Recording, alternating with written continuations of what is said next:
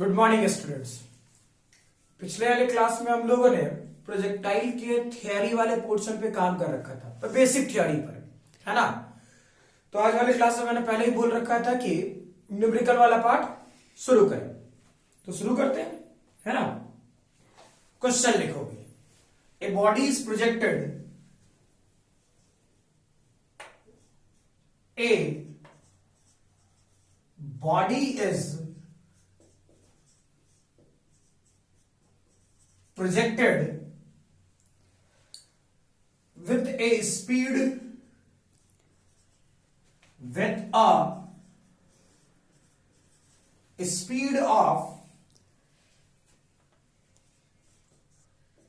50 meter per second at an angle of 60 degree with the vertical. First, find its, पहला question, time of flight क्या होगा इस projectile का। दूसरा question, that is horizontal range, clear. और तीसरा, that is maximum height, clear, ठीक है। अब वेरीफाई करो कि मीनिंग ये क्वेश्चन नॉर्मल है, काफी हद तक फार्मूला बेस्ड है, ठीक है। लेकिन मेरे लिए पर्सनली अगर जो एक बात बोलोगे कि अगर जो आप फार्मूला से बनाओगे तो हो सकता है पहला क्वेश्चन आप फार्मूला बेस्ड बना ले, कर ले, है ना। लेकिन जैसे जैसे क्वेश्चन में चेंज आएगा, लैंग्वेजेस बदलना शुरू होगी, वैसे वैसे चीजें भी डिफर करेंगी, चीजें भी बदलेंगी, क्लियर है, ठीक है। तो चेक करते हैं क्या था। मैंने बोला ए बॉडी इज प्रोजेक्टेड या ए पार्टिकल इज प्रोजेक्टेड, कुछ भी वैसा। तो अपने तरफ से क्या सिखाया था, ये वाला पोर्शन वाई एक्सेस, ये वाला पोर्शन एक्स एक्सेस। मान लीजिए कोई पार्टिकल था या बॉडी था, उसको आपने इनिशियल वेलोसिटी दिया था u, जिसकी वेलोसिटी थी 50 metre per second, clear. Angle with the vertical दिया है, यानी ये वाली एंगल 60 डिग्री दिया है। जनरली एक बात ध्यान रखना, लैंग्वेज में स्टूडेंट्स कहीं ना कहीं गड़बड़ कर बैठते हैं, ठीक है। गड़बड़ कर बैठते हैं ये कि जनरली क्वेश्चन में दिया रहता है, मैक्सिमम क्वेश्चन में दिया रहेगा हॉरिजॉन्टल, यानी हॉरिजॉन्टल से एंगल, क्लियर। मैक्सिमम क्वेश्चन में दिया रहेगा हॉरिजॉन्टल से एंगल। मैंने जानबूझ करके थोड़ा कंफ्यूज करने के लिए जो एंगल दिया वो एंगल दिया मैंने वर्टिकल से, क्लियर, ठीक है। तो इस चीज का ध्यान रखना, कभी कभी जानबूझ कर कोई क्वेश्चन कंफ्यूज करने के लिए लैंग्वेज में भी देगा, क्लियर। तो ये डेटा क्या हो गया, हॉरिजॉन्टल से जो एंगल बनता वो क्या बनता, 30 डिग्री। क्या ये प्रोजेक्टाइल ऐसे जा रहा होता, क्लियर है, वेरीफाई करो। अब मैंने तुम लोग को पहले सिखाया था इस डायरेक्शन में क्या ux होगा, और ये डेटा इधर 50 है, यानी 50 cos 30 डिग्री, क्लियर। तो ये वाला पोर्शन कितना, 50√3/2, यानी ये डेटा 25√3। सिमिलरली इस डायरेक्शन में uy होता, और ये वाला पार्ट 50 sin 30 डिग्री, क्लियर। तो साइन 30 डिग्री की वैल्यू 1/2, यानी ये वाला पोर्शन 25 हो रहा होता है ऐसा। अब सोचो, मैंने आपको टाइम ऑफ फ्लाइट का फॉर्मूला ऑलरेडी बता रखा है, इसमें ऐसा कोई है तब मचाने वाली बात नहीं है कि हाँ भाई आप फॉर्मूला बेस्ड बना लोगे तो अचानक कोई पहाड़ टूट जाएगा, ऐसा कुछ नहीं होने वाला है, क्लियर। ये पर्टिकुलर क्वेश्चन आप डायरेक्टली फॉर्मूला बेस्ड भी बना सकते हैं, लेकिन फिर बोल रहा है जैसे जैसे क्वेश्चन आगे बढ़ता जाएगा, लैंग्वेजेस बढ़ाता जाऊंगा, ठीक है, वैसे वैसे चीजें डिफर करेंगी, क्वेश्चंस में चीजें बदलनी शुरू होंगी। चेक करो, अगर जो टाइम ऑफ फ्लाइट निकालना था तो टाइम ऑफ फ्लाइट का फॉर्मूला अगर जो याद हो तो मैंने लिखा था 2u sin θ/g, क्लियर। यानी ये वाला पार्ट कितना 2, u की वैल्यू कितना 50, साइन 30°, क्लियर, और डिवाइडेड बाई जी। तो जी की वैल्यू भी 10 ले लेते हैं ना, क्या दिक्कत है। तो क्या ये वाला वैल्यू 2 इंटू 50 और साइन 30° की वैल्यू 1/2 और डिवाइडेड बाई 10, 2 ने 2 को मार दिया, 10 मर गया। क्या ये वाला पोर्शन 5 सेकंड होता? ठीक है, क्या ये वाला पार्ट 5 सेकंड होता? कोई दिक्कत नहीं। अब सोचो, अगर जो इसी क्वेश्चन को, सेम क्वेश्चन को हम लोग बेसिक कॉन्सेप्ट से बना रहे होते, तो बेसिक कॉन्सेप्ट क्या था याद करना। मैंने तुम लोग को बताया था वर्टिकल डिस्प्लेसमेंट चेक करना। टाइम ऑफ फ्लाइट के लिए मैंने एक कॉन्सेप्ट बताया, वर्टिकल डिस्प्लेसमेंट चेक करना। ठीक है, तो अगर जो टाइम ऑफ फ्लाइट का काम कर रहे होते वर्टिकल डिस्प्लेसमेंट, तो ये डेटा होता y इक्वल टू, क्या मैंने आप लोग को बताया था, u/t plus half a/t square. सोचो, यहां से चलना शुरू किया, यही गिरा, क्लियर, यानी मीनिंग इसका y का कोऑर्डिनेट शुरुआत में 0 है और बाद में भी जब पहुंचा है ग्राउंड पर तो भी 0 है। यानी इसका वर्टिकल डिस्प्लेसमेंट क्या है, y एक्सिस में इसका डिस्प्लेसमेंट क्या हो रहा, 0। ठीक है, तो क्या ये वाला पार्ट 0 रहने दें, u y की वैल्यू चेक करो तो कितना है 25। क्या ये वाला पोर्शन कैपिटल T मान लें, क्या ये वाला पार्ट हाफ g और ये डेटा टी स्क्वायर, भाई टी ने टी को एक कॉमन लेगा, मर ही जाएगा, क्लियर। अब ये वाला पोर्शन इधर आता तो ये डेटा हो गया GT डिवाइडेड बाई 2। क्या ये वाला पोर्शन 25, चेक करो, टी उधर जाएगा यानी 50 और जी की वैल्यू 10, यानी क्या ये वाला पोर्शन 5 सेकंड ही आता। मैं तो आपको हिदायत दूंगा डायरेक्टली कि आप प्रयास करो मैक्सिमम क्वेश्चंस को इस वाले मेथड से बनाने का। अभी शुरुआत में आपको फार्मूला बेस्ड अच्छा लगेगा, मैं डायरेक्टली बोल रहा हूं, अभी शुरुआत में आपको फार्मूला बेस्ड अच्छा लगेगा, क्लियर। आगे स्पेशली प्रोजेक्टाइल वाले पोर्शन में सोचना और थिंकिंग एबिलिटी बड़ा स्ट्रांग है, बहुत ज्यादा है। ठीक है, अप्रोच के पॉइंट ऑफ व्यू से बड़ा स्ट्रांग कॉन्सेप्ट है, क्लियर। ठीक है, तो सोचो कि टी की वैल्यू 50 डिवाइड बाई 10 इतना। अब इसके बाद दूसरा क्वेश्चन क्या करता मेरा, हॉरिजॉन्टल रेंज। तो हॉरिजॉन्टल रेंज के लिए भी मैंने आपको एक फार्मूला दिया था, और जो ध्यान हो तो फार्मूला बेस भी बना सकते हो, कोई दिक्कत नहीं, बना के देख लेते हैं यार। ये वाला portion r equal to U square, याद करो 2 sine theta divided by G. u की वैल्यू कितना है 50, तो क्या ये वाला पोर्शन 50 का स्क्वायर, तो 50 इंटू 50 लिख दे जल्दी कैलकुलेट करने के लिए।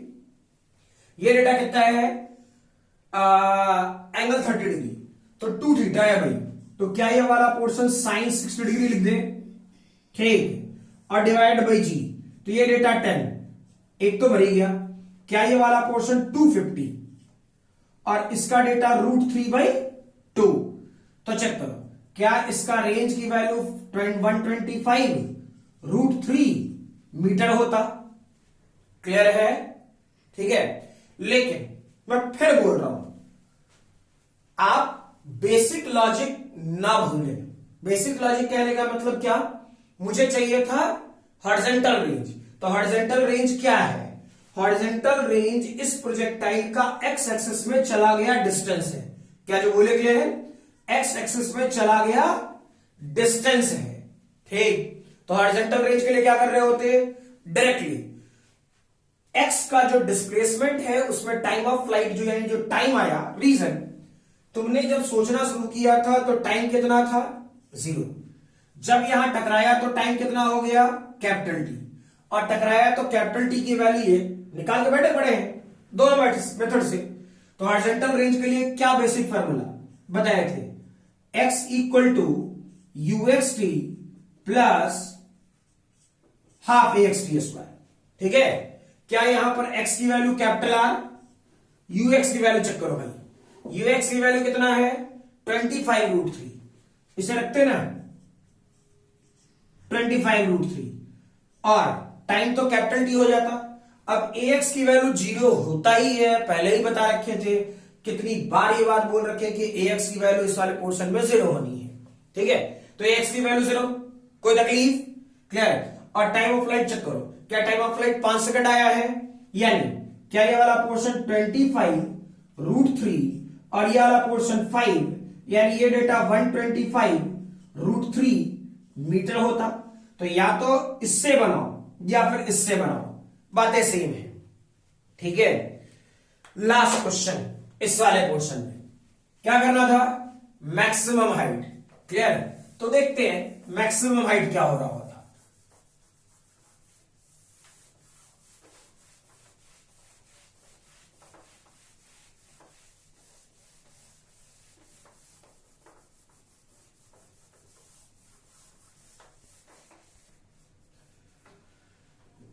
चलो भाई, इस वाले पोर्शन में क्या कि t इक्वल टू 0 और t equal to capital T square. अब मैंने बोला था मैक्सिमम हाइट पर काम करना है भाई।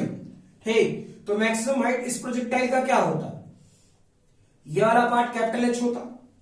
ठीक है, यह वाला पार्ट कैपिटल H होता। तो सोचो मैंने क्या बोला था, या तो फॉर्मूला बेस्ड बना लो। मैं पहले बोल रहा हूं इस वाले क्वेश्चन में मुझे कोई तकलीफ नहीं हुई कि अगर आप फॉर्मूला बेस्ड पे जा रहे हो।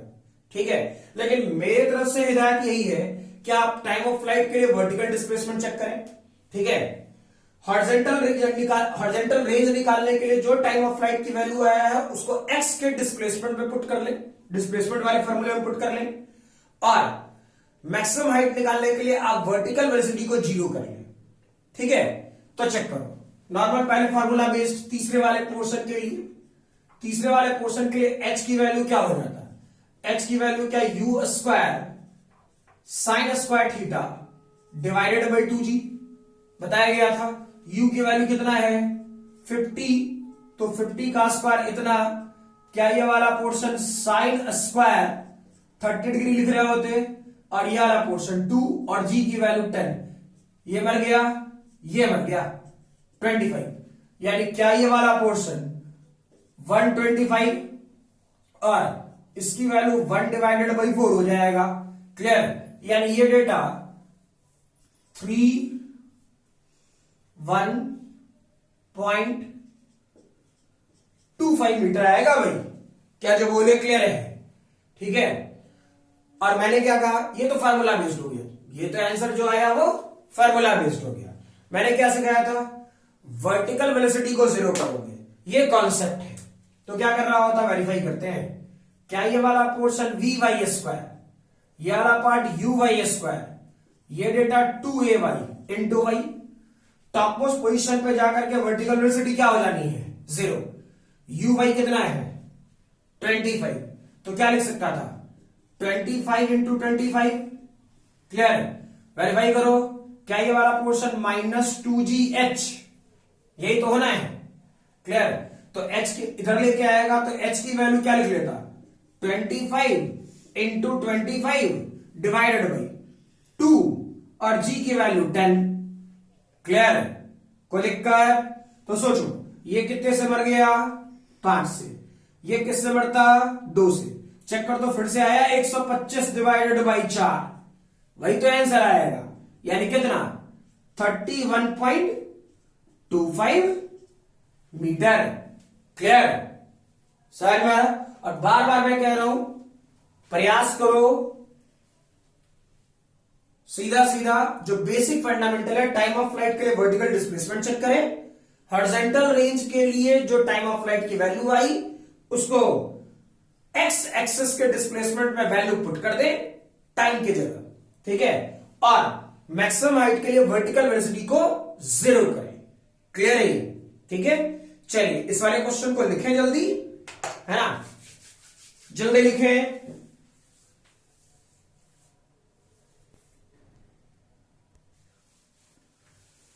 चलिए इस वाले पोर्शन में पहला क्वेश्चन तो मैंने आपको पहले ही बता दिया कि दैट इज प्रयास करें फॉर्मूला बेस्ड नहीं रहने का।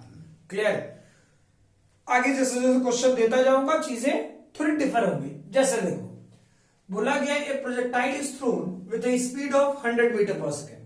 Clear, making an angle of 60 degree with the horizontal. यानी मीनिंग सोचो, क्लियरिटी में सोचना, क्या ये वाला पोर्शन वाई एक्सिस था, ठीक, और ये वाला पोर्शन एक्स एक्सिस। आपने किसी प्रोजेक्टाइल को u जो कि 100 मीटर पर सेकेंड है, 100 मीटर पर सेकंड से फेंका, ये पर्टिकुलर एंगल कितना 60 डिग्री। क्या ये ऐसे जा रहा होता जाता है ऐसे, ठीक है। तो यहां तक दिया, find the time after which it's inclination with the horizontal is 45 degree. मतलब मीनिंग ये कि वो टाइम बताइए जब इसका हॉरिजॉन्टल से जो इंक्लाइनेशन हो वो कितना हो, 45 डिग्री हो। सोचिए, इसमें थोड़ा अच्छा क्वेश्चन है ये, ठीक। लेकिन इस वाले पोर्शन को मजबूरी में हम लोग फार्मूला बेस्ड नहीं बना सकते, क्या कर सकते हैं, ठीक है। देखो, जैसे मान लो अगर जो आपको थियोरी ध्यान हो तो ये वाला पोर्शन y एक्सेस, ये वाला पोर्शन x एक्सेस, आपने अगर जो u से फेंका था और ये एंगल थीटा, तो जब ये टकराता था सिस्टम, तो टकराने के टाइम पे भी इसकी वैल्यू क्या थी, थीटा थी। और जिस वेलोसिटी से आप फेंकते थे उसी वेलोसिटी से ये ग्राउंड पर भी टकराता था। क्लियर, ठीक है। लेकिन चेक करो, जैसे जैसे प्रोजेक्टाइल आगे बढ़ा होगा, करेक्टली, जैसे जैसे प्रोजेक्टाइल आगे बढ़ा होगा, वेरीफाई करना, तो क्या यहां पे गया तो यहां पे इसका कुछ वेलोसिटी भी होता और ये एंगल थीटा होता हॉरिजॉन्टल से, यहां पहुंचता तो क्या होता, ये एंगल थीटा होता, ठीक है। जब टॉप मोस्ट पोजीशन में पहुंचता, मान लो जब टॉप मोस्ट पोजीशन में पहुंचता तो वेलोसिटी कैसी होती, ऐसी होती, ठीक। फिर सोचो, मान लो यहां पहुंचता v, तो थीटा ये होता।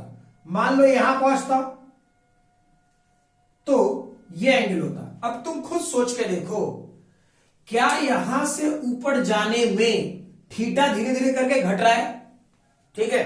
पहले ये बात इमेजिन करो कि क्या यहां से यहां तक जाने में धीरे धीरे करके थीटा घट रहा है, क्या जो बोले क्लियर है। तो थीटा घट रहा है, तो घटते घटते कहां तक पहुंचा, मान लो थीटा था तो घटा, पहुंचा 0 तक और फिर 0 से बढ़ना शुरू हो गया। क्लियर। अरे यार, तब तो यहां पे दो अच्छी बातें लिखी। अच्छी बात है क्या कि अगर जो मैं यहां 60 डिग्री रख रहा हूं, क्लियर, अगर जो मैं यहां 60 डिग्री रख रहा तो टॉप तक जाते जाते इसका एंगल हॉरिजॉन्टल के साथ कितना हो जाएगा, 0। क्लियर। और फिर मैक्सिमम हाइट से ग्राउंड तक आने में एंगल कितना हो जाएगा, 60 डिग्री। क्लियर। यानी 60 से 0 जाने में बीच में कहीं ना कहीं 45 आ सकता है, कहीं ना कहीं 45 डिग्री आ सकता है। वैसे ही 0 से लेकर के फिर से वापस 60 तक आने में फिर से 45 आ सकता है। अरे यार, एनी मीनिंग ये, क्या यहां पर 2 टाइम आ सकता है, सोच लीजिए, क्या यहां पर 2 टाइम आ सकता है, ठीक है। इसी कॉन्सेप्ट के साथ हम लोग क्वेश्चन शुरू करते हैं। सोचो क्या था, एकदम कॉन्सेप्चुअली हम मान लेते हैं कि यहां का वेलोसिटी वेक्टर v होता और इस जगह का एंगल जो हॉरिजॉन्टल से बनाया होगा वो 45 डिग्री होगा। सिमिलरली जब यहां पर ये गया होता तो ये भी v होता और ये भी एंगल 45 डिग्री होता, ठीक है। बहुत अच्छी बात, क्लियर। अब सोचो, इस v के कारण क्या इसका एक कंपोनेंट x एक्सिस के अलोंग vx होता और क्या इसका y एक्सिस के अलोंग जो कंपोनेंट बनता क्या वो vy बनता, क्लियर। यानी अब हम लोग बड़े आराम से क्वेश्चन को डिस्कस कर सकते हैं। ये वाला पोर्शन समझाने के लिए बस बताया था, इसका सॉल्यूशन का कोई पार्ट का कोई वैल्यू नहीं है कि आप इसके इस वाले पार्ट को सॉल्यूशन में लिखोगे, बनाओगे, ऐसा कोई सीन, कोई जरूरत नहीं है, क्लियर ना।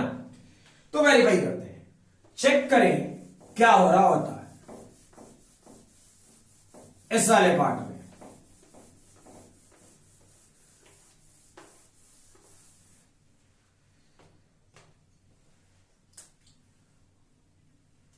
वेलोसिटी वेक्टर को क्या मान सकते थे, v, और याद करो क्या इसे हम लोग vx प्लस vy, ठीक है, कोई दिक्कत नहीं। हाँ, इसके पहले ये वाला पार्ट जरूर कर लें, क्या ux की वैल्यू 100 cos 60 डिग्री और cos 60 डिग्री की वैल्यू 1/2, यानी ये वाला पोर्शन 50, और क्या इस तरफ uy की वैल्यू क्या 100 sin 60 डिग्री और sin 60 डिग्री की वैल्यू √3/2, तो क्या ये वाला पोर्शन 50 √3। अब ये बात दिमाग में रहना चाहिए कि velocity vector v equal to vx plus vy।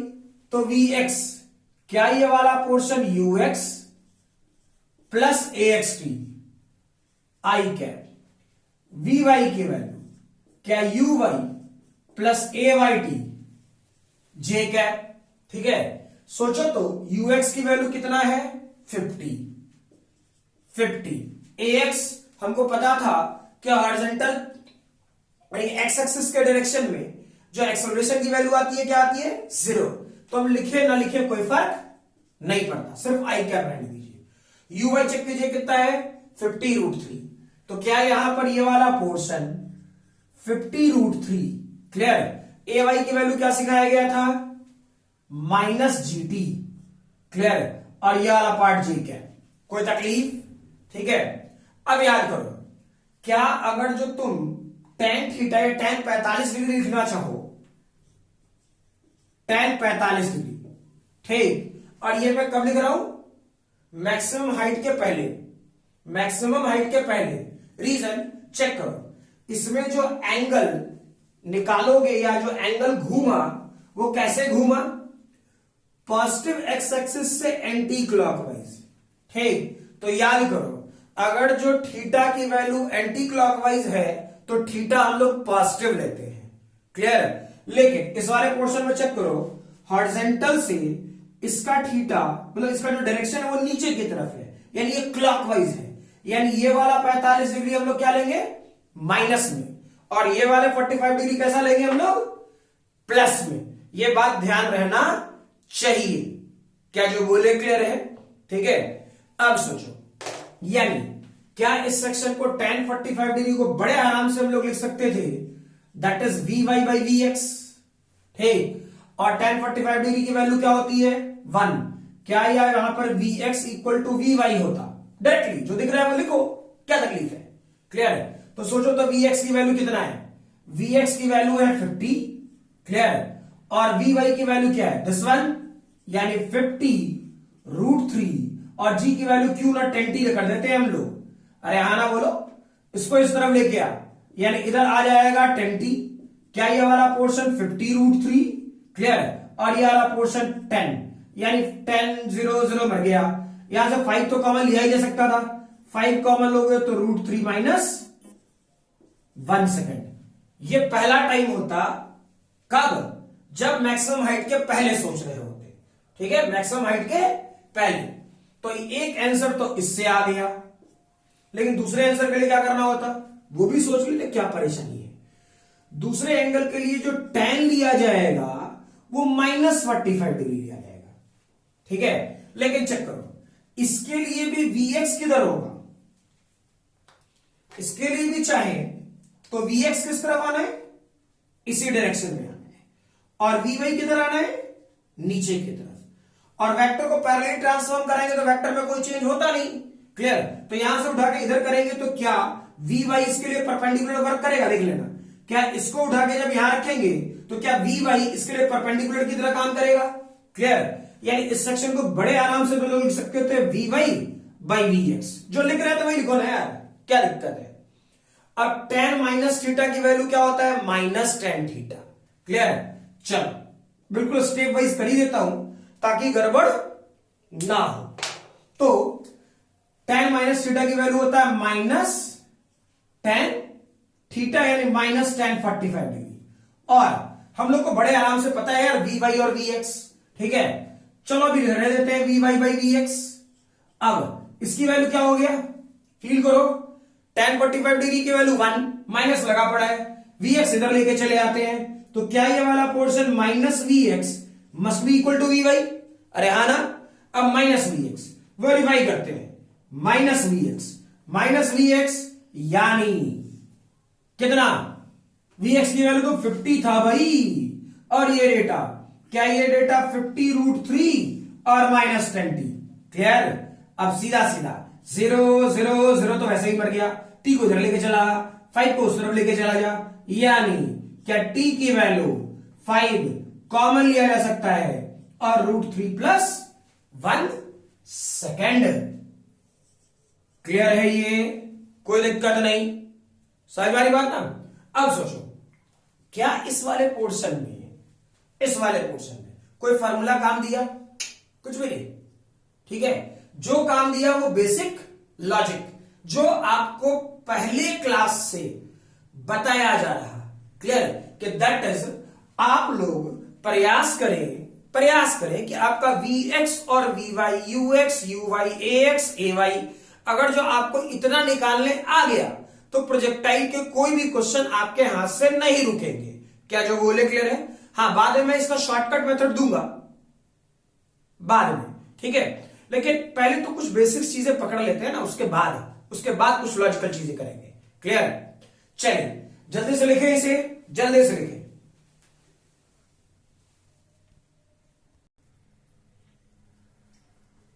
चलो भाई, नेक्स्ट क्वेश्चन पे काम करना शुरू करें। चेक करें, क्वेश्चन दे रखा है कि ए particle is throne with initial speed u at an angle theta with respect to horizontal. Find the time after which velocity of projectile becomes perpendicular to the initial velocity. Clear? Becomes perpendicular to the initial velocity. तो सोचो क्या था क्या? Question ने कहा कि ये वाला पोर्शन y एक्सेस, ठीक है, और ये वाला पोर्शन x एक्सेस। क्या ये वाला पार्ट u और ये पर्टिकुलर एंगल थीटा, ये कुछ ऐसा जा रहा होगा भाई, कोई दिक्कत है क्या? क्लियर? अब ये थीटा u बोला गया आफ्टर टाइम t। चेक करो, क्या t की वैल्यू 0 है ना? आफ्टर टाइम t मुझे पता नहीं कि पार्टिकल कहां होगा, लेकिन क्वेश्चन ने एक बात मुझे सिखाया जरूर है, ठीक है, कि वेलोसिटी वेक्टर जो आफ्टर टाइम t है वो इनिशियल वेलोसिटी के परपेंडिकुलर है। पहले बोल चुका, becomes perpendicular to the initial velocity, यानी इनिशियल वेलोसिटी के परपेंडिकुलर है। क्लियर? यानी वेरीफाई करो, क्या इनिशियल वेलोसिटी के परपेंडिकुलर, यानी क्या उसका डायरेक्शन कुछ इस तरफ होना चाहिए, या तो इधर या फिर ऊपर। ठीक, तो इस वेलोसिटी वेक्टर को अगर जो हम लोग पैरेलली ट्रांसफॉर्म कराएं, इस वेलोसिटी वेक्टर को और जो पैरेलली ट्रांसफॉर्म करें, ठीक है, तो चेक करो, क्या ये वाला पोर्शन कुछ v इधर होता, ठीक है, और यहां पे पार्टिकल का time t equal to t second सोच लो, ठीक है। अब मुझे तो पता नहीं वेलोसिटी वेक्टर कब परपेंडिकुलर होगा, तो रियलिटी में इसका फिगर कैसा होना चाहिए था? वेक्टर को पैरेलली ट्रांसफॉर्म कराने पर वेक्टर में कोई चेंज नहीं होता, यानी u ये होता, ठीक है, और जहां तक रह गई बात v की, तो v क्या होता? इसको पीछे खिसकाते तो ये दोनों के बीच का जो एंगल बने वो क्वेश्चन ने कहा 90 डिग्री परपेंडिकुलर, ऐसा है फिगर। क्लियर है? ठीक है, तो वेरीफाई कीजिए, क्या इस कंडीशन में जब यूज करते तो इनिशियल वेलोसिटी वेक्टर की वैल्यू ux, क्या ये वाला पार्ट u cos थीटा, इधर की वैल्यू क्या ये वाला पार्ट uy, और ये डेटा u sin थीटा। ठीक, तो वेरीफाई करिए, अगर जो इनिशियल वेलोसिटी हम लोग लिखते तो u की वैल्यू क्या लिख सकता था? u cos थीटा, और x एक्सिस के लॉन्ग है भाई, तो क्या u cos थीटा i क्या, y एक्सिस के लॉन्ग, तो इनिशियली तो u sin थीटा j क्या, ऐसा लिख सकते थे। लेकिन after time t velocity vector को लिखने का तरीका मैंने पहले क्लास के थ्योरी में बताया और इसके पहले वाले क्वेश्चन में बताया, ठीक है। तो v को क्या लिख सकता था, याद करो, क्या v को हम लोग vx प्लस vy लिखा जा सकता था, और vx की वैल्यू को क्या ux plus axt i cap, और क्या ये वाला portion uy plus ay t और ये पूरा पार्ट j कैप लिख सकते थे। सोचो ux की वैल्यू क्या है, u cos थीटा, ax तो 0 होता ही था, क्लियर, तो ये वाला पोर्शन i कैप, यहां चेक कीजिए uy, तो क्या ये वाला portion u sin theta minus gt और j कैप लिखे। क्लियर है? खुद वेरीफाई करो, अगर जो दोनों वेलोसिटी वेक्टर यानी दो वेक्टर अगर जो आपस में परपेंडिकुलर है, दो वेक्टर अगर जो आपस में परपेंडिकुलर है, ठीक, तो क्या उसके डॉट प्रोडक्ट की वैल्यू 0 होगी? वेक्टर में ही बताया जा चुका है, ठीक है, कि मीनिंग ये कि अगर जो दो वेलोसिटी वेक्टर आपस में परपेंडिकुलर है, ठीक, तो उस दोनों के डॉट प्रोडक्ट की वैल्यू 0 होगी। यानी क्यों ना हम लोग u डॉट v करें क्वेश्चन को सॉल्व करने के लिए, और परपेंडिकुलर है तो 0 होगा। रीजन हम लोग को पता है यार, a डॉट b को क्या लिखा जाता था? Magnitude of a, magnitude of b और cos थीटा। अब अगर जो परपेंडिकुलर है तो cos थीटा की वैल्यू क्या हो जाती है? याद करो 0, ठीक, तो भाई परपेंडिकुलर है ही, थीटा की वैल्यू 90 डिग्री होना ही है, तो 0 क्यों नहीं होगा? क्लियर, डॉट प्रोडक्ट की वैल्यू 0 होनी है। अब मल्टीप्लाई करते हैं, क्या सीखा था? i डॉट आई की वैल्यू 1 होता है, तो i डॉट आई, तो इसका कॉफिशिएंट u cos थीटा और इसका भी u cos थीटा, तो क्यों ना इस सेक्शन को directly u square cos square theta लिखा जाए, ठीक। अब देखो i डॉट j की value perpendicular 0, j dot I की वैल्यू 0, j डॉट j की वैल्यू 1, j डॉट j की वैल्यू 1। यानी यहां चेक करो, ये डेटा u sin थीटा और यहां पर है u sin theta minus gt, लिखते हैं u sin theta into u sin theta minus gt equal to 0। अब t तो निकालना है, कौन बड़ा भारी क्वेश्चन बन गया? ये वाला portion u cos square theta, इससे इसको मल्टीप्लाई कर देते हैं, क्या u square sine square theta, इससे इसको मल्टीप्लाई करो, क्या ये वाला portion u sine theta gt equal to 0, ठीक। इस दोनों में से u स्क्वायर कॉमन लेते हैं, तो u स्क्वायर कॉमन लेगा तो क्या होता? क्या ये वाला portion cos square theta plus sign square theta, इसको इधर लेके चले जाइए, क्या ये डेटा u साइन थीटा और gt, ठीक, u ने u को मार दिया, cos square theta plus sign square theta की वैल्यू 1 होता है, तो क्या ये वाला पोर्शन u और इधर से g साइन थीटा नीचे लेके चले आइए, क्या ये वाला पोर्शन t, क्लियर। तो इस पर्टिकुलर टाइम पे ये दोनों वेलोसिटी वेक्टर, यानी इनिशियल वेलोसिटी वेक्टर और फाइनल वेलोसिटी वेक्टर आपस में परपेंडिकुलर होता। क्या जो बोले क्लियर है? अब सोचिए, नो बेसिक, कोई है तो नहीं, एक सोचो अपनी तरफ से, दिमाग चलाते हैं, ठीक है। क्या इस सेक्शन में कोई फिर से फार्मूला बेस्ड?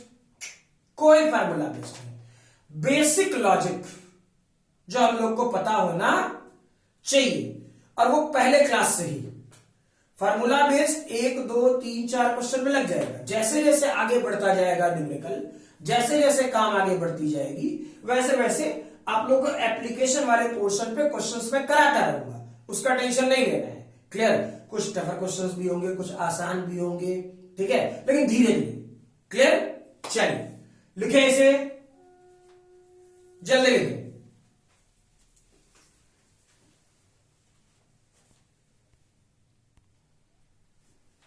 चलिए लिख लिए होंगे इसे, है ना। एक्चुअली ये ऑफलाइन और ऑनलाइन के परेशानी में मैं भी थोड़ा वीडियो अभी रेगुलर नहीं जा रहा, लेकिन प्रयास ये रहेगा कि मेरा कल से दोनों ही सेक्शन में, मतलब 11th वाले पार्ट के लिए भी और स्पेशली 12th के टर्म 2 वाले स्टूडेंट्स के लिए, ठीक है, रेगुलर वीडियोस जाना शुरू हो जाए, ठीक है, मेरा प्रयास रहेगा, क्लियर। और रेस्ट फिर इस वाले पोर्शन में अगले क्लास में कुछ काम कराते हैं, है ना। चलिए।